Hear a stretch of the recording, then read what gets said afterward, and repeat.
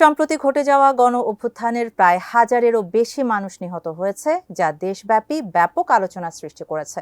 এই অতর্কিত হত্যাকাণ্ডে সরকারের পক্ষ থেকে ছাত্রলীগ এবং পুলিশ প্রশাসনও জড়িত ছিল বলে অভিযোগ উঠেছে।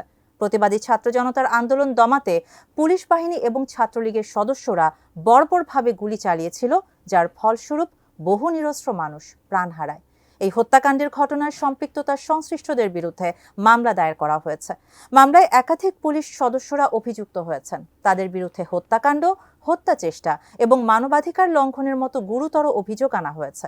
বিস্তারিত ডেস্ক রিপোর্টে। নতুন তথ্য অনুযায়ী পুলিশ সদস্যদের বিরুদ্ধে আইন অমান্য করে হত্যা এবং হত্যা চেষ্টার অভিযোগে মোট ৯৫২টি মামলা দায়ের করা হয়েছে। আর এর মধ্যে সবচেয়ে বেশি মামলা রয়েছে ঢাকা মহানগর গোয়েন্দা পুলিশের তৎকালীন প্রধান হারুন আর রশিদের বিরুদ্ধে। তার বিরুদ্ধে সারা দেশে ১৭১টি মামলা দায়ের করা হয়েছে, যা অন্যান্যদের চেয়ে অনেক বেশি। হারুনের পরে আরও কিছু পুলিশ কর্মকর্তা এই তালিকায় রয়েছেন। সাবেক পুলিশ মহাপরিদর্শক চৌধুরী আবদুল্লাহ আল মামুনের বিরুদ্ধে ১৫৫টি মামলা রয়েছে। এছাড়াও ডিএমপির সাবেক কমিশনার হাবিবুর রহমানের বিরুদ্ধে ১১৭টি, অতিরিক্ত ডিআইজি বিপ্লব কুমার সরকারের বিরুদ্ধে ১২৫টি, সাবেক অতিরিক্ত আইজিপি মনিরুল ইসলামের বিরুদ্ধে ৪৬টি এবং অতিরিক্ত ডিআইজি এস এম মেহেদী হাসানের বিরুদ্ধে ৩১টি মামলা রয়েছে।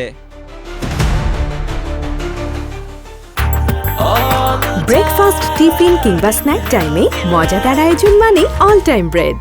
এই মামলাগুলোর অধিকাংশই গুলি করে মানুষ হত্যার অভিযোগে দায়ের করা হয়, যা ২০২৪ সালের জুলাই থেকে আগস্ট মাসের মধ্যে ছাত্র জনতার আন্দোলনের সময় ঘটেছিল।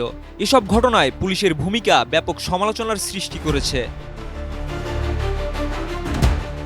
এছাড়া অভিযোগ উঠেছে যে অনেক পুলিশ সদস্য গোপনে দেশ ছেড়ে পালিয়েছেন অথবা আত্মগোপনে রয়েছেন। যদিও পুলিশ সদর দপ্তর জানিয়েছে, যারা এই ঘটনার সঙ্গে সম্পৃক্ত ছিলেন তাদের আইনের আওতায় আনা হবে। এদিকে সাবেক পুলিশ মহাপরিদর্শক মোহাম্মদ নুরুল হুদা জানিয়েছেন, পুলিশ তার অস্ত্র ব্যবহার করবে জনস্বার্থে এবং আইনি কাঠামোর ভিত্তিতে।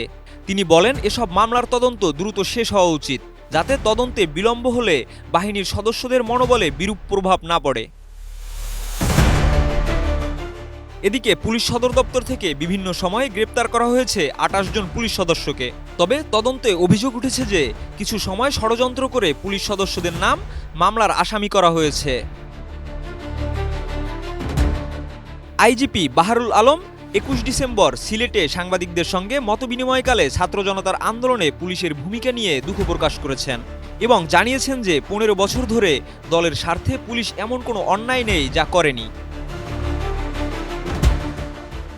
এদিকে মাওলানা ভাসানী বিজ্ঞান ও প্রযুক্তি বিশ্ববিদ্যালয়ের অপরাধতত্ত্ব ও পুলিশ বিজ্ঞান বিভাগের চেয়ারম্যান অধ্যাপক মোহাম্মদ ওমর ফারুক বলেছেন, পুলিশের অপরাধের তদন্ত পুলিশের হাতে থাকা উচিত নয়।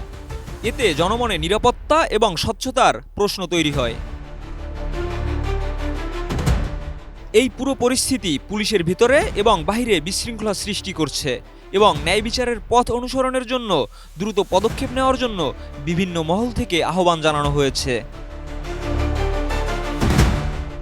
Desk report, ATN news.